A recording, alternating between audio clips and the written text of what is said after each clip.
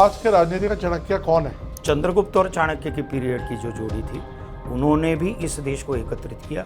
उसके बाद सरदार वल्लभ भाई पटेल ने पूरा गेम चेंज कर दिया ब्रिटिशरों का, विरोधियों का, और इस राष्ट्र को 564 जितने भी संस्थान थे ज़्यादा, उनको एकत्रित किया खून की एक बूंद बहाए बिना, और उस पर बिंदी लगाई हमारे माननीय गृह मंत्री अमित शाह जी ने 370 और 35 को रद्द बादल करके। इसलिए एग्रेसिव हूँ कि जम्मू एंड कश्मीर के पीएको को आप भारत का हिस्सा नहीं मानते हो क्या?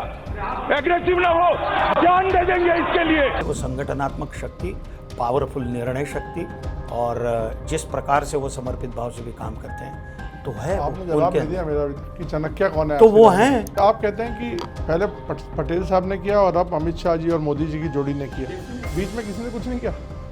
नहीं, मैं तो आज के राजनीति का चाणक्य कौन है? आपने चाणक्य को इतने करीब से देखा है, आपने पॉलिटिकल सिस्टम को भी देखा है। वैसे तो लोग बोलते हैं अमित शाह है आज का चाणक्य, लेकिन आपको क्या लगता है, आपका असेसमेंट क्या है? निश्चित रूप से देखो, इस देश को एकत्रित करने के लिए महाभारत हुआ। श्री कृष्ण ने महाभारत का जो युद्ध है वो धर्म और अधर्म का युद्ध था, उसमें उन्होंने धर्म का साथ दिया, और महाभारत ये हुआ देश राष्ट्र को, उस समय का जो राष्ट्र था या जो भी खंड खंड में भी बटा हुआ था, लेकिन उसको एकत्रित किया। ओके, तो वो उसके बाद में चाणक्य, आचार्य चाणक्य और चंद्रगुप्त की जोड़ी आई। आचार्य चाणक्य जी ने भी यही काम किया कि खंड खंड में बटे हुए चंद्रगुप्त के साथ मिलकर इस देश को एक छत्र शासन, मतलब मैं बोलूँ कि डेमोक्रेसी की सही शुरुआत जो है, जो नींव है राजनीति की, विश्व को दी हुई। जब कहीं देश में इतनी प्रगति नहीं थी तो इतना प्रगत था। जो जीडीपी था वो भी हमारे देश का उस समय सर्वश्रेष्ठ था, अशोक के पीरियड तक। तो चंद्रगुप्त और चाणक्य की पीरियड की जो जोड़ी थी, उन्होंने भी इस देश को एकत्रित किया।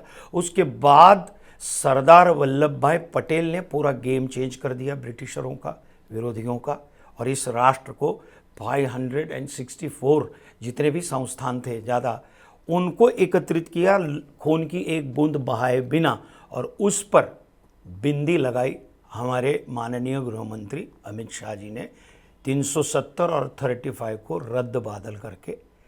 वो जो बाकी था, जो भी जिस किसी भी कारण हुआ था, ओके, उसको भी सही घड़ी बिठाने की कोशिश हमारे उन्होंने की। तो वो भी मैं बोलता हूँ कि वो संगठनात्मक शक्ति, पावरफुल निर्णय शक्ति, और जिस प्रकार से वो समर्पित भाव से भी काम करते हैं, तो है। आपने जवाब नहीं दिया मेरा कि चाणक्य कौन है। तो वो हैं 100%, मतलब उनके अंदर जो संगठन शक्ति है और जो पावर है निर्णय लेने की, वो क्षमता है, तो वो चाणक्य के ही अंगभूत गुण हैं।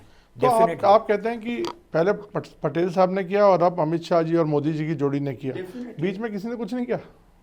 नहीं, मैं ऐसा कुछ बोलता ही नहीं हूँ।